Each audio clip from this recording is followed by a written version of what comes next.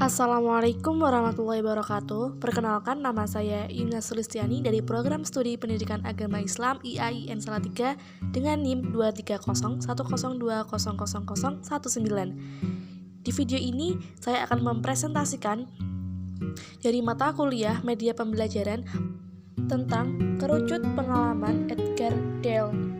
Yuk, mari simak video saya berikut ini. Berikut merupakan gambar atau bagian dari kerucut pengalaman yang dikemukakan oleh Edgar Dale. Yang pertama, yaitu ada mengerjakan hal yang nyata. Yang kedua, melakukan simulasi. Yang ketiga, bermain peran. Yang keempat, menyajikan atau presentasi. Yang kelima, terlibat dalam diskusi. Dan keenam, melihat demonstrasi. Yang ketujuh, melihat video atau film. Yang kedelapan, dengan melihat gambar atau diagram. Dan yang kesembilan, dengan mendengarkan. Dan yang kesepuluh, dengan membaca. Berikut, setelah ini saya akan memaparkan dari masing-masing bagian tersebut. Nah, sebelum saya menjelaskan dari bagian-bagian yang dimaksudkan dari bagan atau kerucut Edgar Dale, saya akan menjelaskan pengertian tentang apa itu pengertian kerucut Edgar Dale. Jadi, kerucut atau pengalaman yang dikemukakan oleh Edgar Dale adalah kerucut yang mengemukakan bahwa pengetahuan itu dapat diperoleh melalui pengalaman langsung atau tidak langsung. Nah, semakin langsung objek yang dipelajari, maka semakin konkret juga pengetahuan yang diperoleh atau yang ditangkap siswa. Dan semakin tidak langsung, maka semakin abstrak pengetahuan yang diperoleh dari siswa tersebut.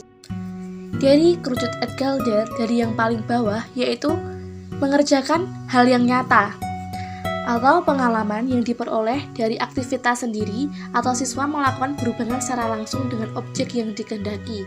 Lalu apa contohnya? Ya, contohnya yaitu mengajak siswa mengamati jenis-jenis struktur daun yang ada di lingkungan sekolah saat pelajaran IPA. Metode ini selain efektif juga sangat menyenangkan untuk membantu proses belajar siswa karena mereka tidak hanya belajar di kelas namun melihat secara langsung objek apa yang akan dipelajari.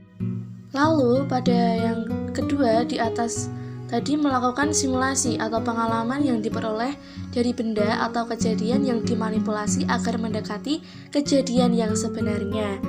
Lalu apa contohnya? Yaitu pembuatan miniatur bendungan air untuk mengetahui gambaran cara kerja dari bendungan air tersebut. Misalkan saat pelajaran IPA, guru memerintahkan murid atau guru membuat konstruksi dari bendungan air atau miniatur bendungan air yang fungsi menjelaskan siswa bagaimana cara kerja bendungan air atau kincir air untuk membangkitkan tenaga listrik. Karena tentu saja tidak mungkin jikalau guru mengajak siswa secara langsung untuk melihat bendungan air secara langsung karena hal tersebut sangat beresiko bagi siswa. Yang selanjutnya yaitu bermain peran, pengalaman yang diperoleh dari kondisi atau situasi yang diciptakan melalui drama atau peragaan dengan menggunakan skenario yang hendak dicapai. Lalu apa contohnya? Yaitu untuk mengetahui sejarah kelahiran Nabi Muhammad SAW, murid diminta guru untuk berdrama atau untuk memproyeksikan kejadian saat lahirnya Nabi Muhammad. Jadi tidak mungkin kalau siswa melihat kejadian langsung pasca kelahiran Nabi Muhammad SAW. Maka dari itu, siswa secara berkelompok diminta untuk berdrama memproyeksikan skenario yang sudah dibuat guru dan mewujudkannya dalam sebuah drama. Cara ini dinilai cukup efektif dan menyenangkan, bahwa pelajaran tidak selalu monoton dengan mendengarkan, membaca, melihat, namun siswa berdrama atau mengekspresikan sendiri-sendiri dan selain itu membantu meningkatkan rasa kepercayaan diri pada siswa. Selanjutnya yaitu menyajikan atau presentasi, yaitu pengalaman yang diperoleh dari keadaan atau siswa menyajikan hasil diskusi bersama teman-temannya dan mengemukakan pemikirannya, kemudian mempresentasikannya hasil tersebut di depan teman-temannya secara individu maupun kelompok. Contohnya yaitu presentasi di depan kelas, siswa menjelaskan tentang sejarah Khulafaur Rasyidin. Cara ini cukup efektif dan membangun kepercayaan diri pada siswa dan menuntut siswa untuk berpikir aktif dan kreatif. Yang selanjutnya yaitu terlibat dalam diskusi. Pengalaman yang diperoleh dari perancangan atau belajar kelompok yang di dalamnya berisi diskusi masalah dan bertukar pikiran, dan kemudian hasil diskusi tersebut dipresentasikan di depan teman-temannya. Contohnya yaitu diskusi presentasi tentang hukum bacaan idgham bila guna. Selain cara ini efektif, cara ini juga membantu siswa untuk berpikir secara aktif menganalisis suatu permasalahan. Yang selanjutnya yaitu melihat demonstrasi, yaitu penyampaian tentang teknik penyampaian informasi melalui peragaan atau melihat peragaan orang lain. Contohnya, saat di kelas, murid melihat guru di depan mendemonstrasikan toraks atau sebuah kerangka bagian tubuh manusia beserta organ di dalamnya. Jadi siswa tidak hanya mendengar penjelasan yang dipaparkan oleh guru, tetapi siswa juga dapat melihat dengan demonstrasi itu. Misalkan dari kerangka tersebut, siswa mengetahui tentang struktur atau tulang-tulang yang ada di dalam manusia atau organ-organ yang di dalam manusia. Walaupun tidak asli, setidaknya siswa dapat melihat dari imitasinya atau sebuah globe yang didemonstrasikan guru di depan kelas saat mengajar, membantu siswa untuk bisa melihat peta-peta dunia. Cara yang selanjutnya dalam Krujut Edgardale yaitu melihat video atau film.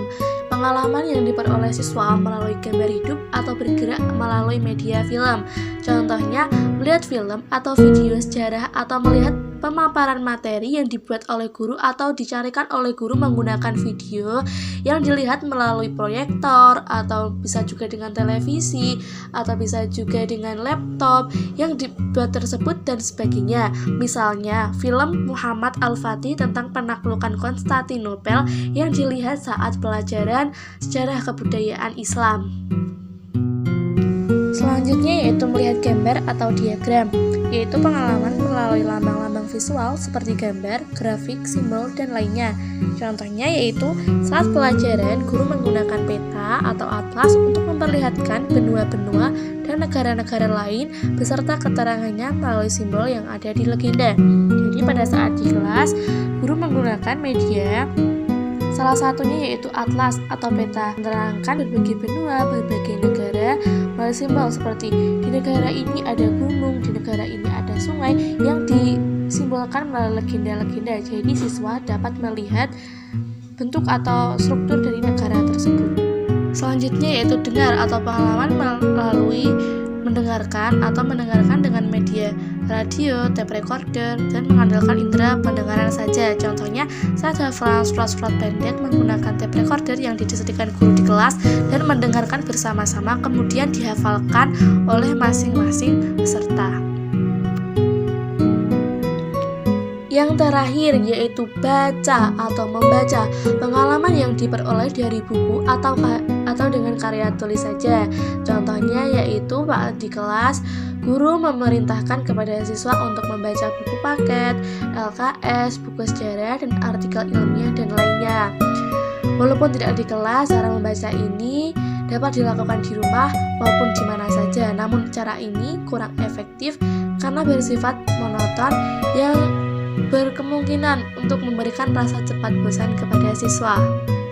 Nah, setelah saya paparkan penjelasan dari masing-masing bagian Krujut Del, dapat ditarik kesimpulan atau seberapa banyak sih presentasi keefektifan yang dapat ditarik dari penerapan pengalaman belajar dari Krujut Del. Tingkat keefektifan dari bermain peran, melakukan simulasi, mengerjakan hal yang bersifat nyata yaitu sebanyak 90%. Lalu, menyajikan presentasi, keefektifannya sebanyak 70%.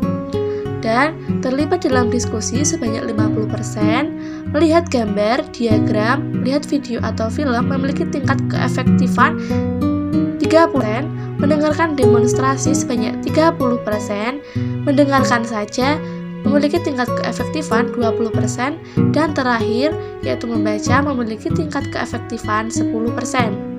Jadi dapat disimpulkan bahwa cara yang paling efektif adalah cara yang melihat secara langsung dalam kehidupan nyata. Nah, itu tadi sedikit pemaparan dari saya mengenai kerucut pengalaman yang dikemukakan oleh Edgar Dale. Semoga penjelasan saya tadi dapat diambil manfaatnya bagi teman-teman semua. Terima kasih bagi teman-teman semua yang sudah menyimak video saya dari awal maupun akhir. Apabila ada penuturan dari saya yang kurang enak di hati atau salah-salah kata, saya memohon maaf yang sebesar-besarnya. Terima kasih. Wassalamualaikum warahmatullahi wabarakatuh.